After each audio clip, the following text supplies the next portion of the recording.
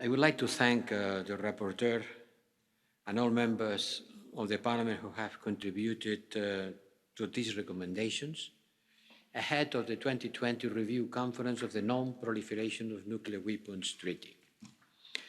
This upcoming review conference is the next most important event on global non-proliferation and disarmament, or at least what still remains of it. Despite current uncertainty about when the conference will take place, it remains the most important event on the world of non-proliferation and disarmament.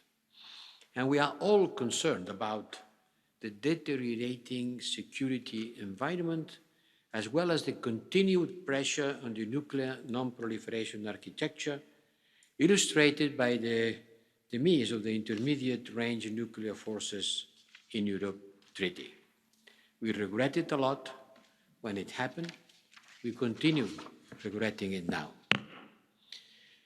It is essential that all state parties comply with their non-proliferation treaty obligations and fully implement all commitments under the treaty. Upholding and preserving the non-proliferation treaty must remain a key priority for European Union foreign policy.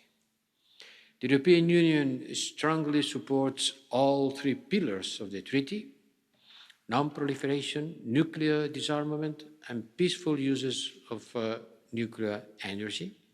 And we will continue to promote comprehensive, balanced, and full implementation of the 2010 Review Conference Action Plan. Through intensive diplomatic engagement, backed up by the CFSP, funded Council decision, we are promoting the ratification of the Comprehensive Test Ban Treaty and the preparation of negotiations for a fissile material cut-off treaty.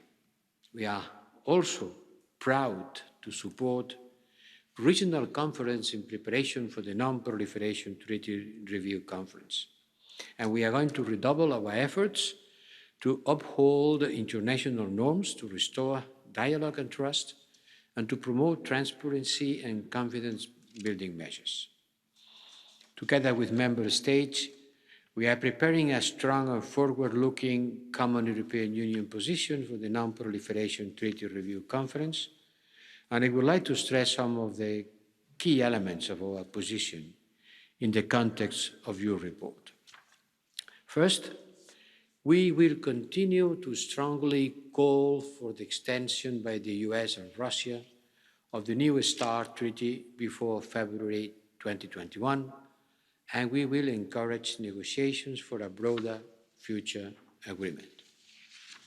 Second, we welcome the various initiatives of nuclear disarmament, including the Stockholm Initiative.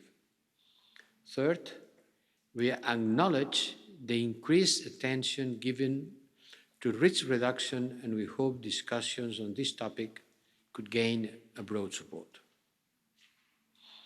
The promotion of universal adherence and the entry into force of the Comprehensive Nuclear Test Ban Treaty, as I have already mentioned, remain a top priority for the European Union, and this conference will be an occasion to address the non-proliferation crisis also.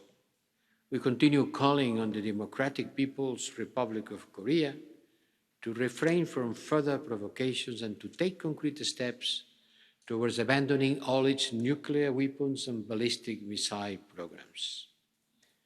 We will also reaffirm our commitment and support for the Iran nuclear deal, the so-called JCPOA, the Joint Comprehensive Plan of Action. We deeply regret the 2018 withdrawal of the United States from the Iran nuclear deal and the subsequent reimposition of EU sanctions on Iran. At the same time, we are gravely concerned by Iran's activities that are inconsistent with the JCPOA and have severe proliferation implications.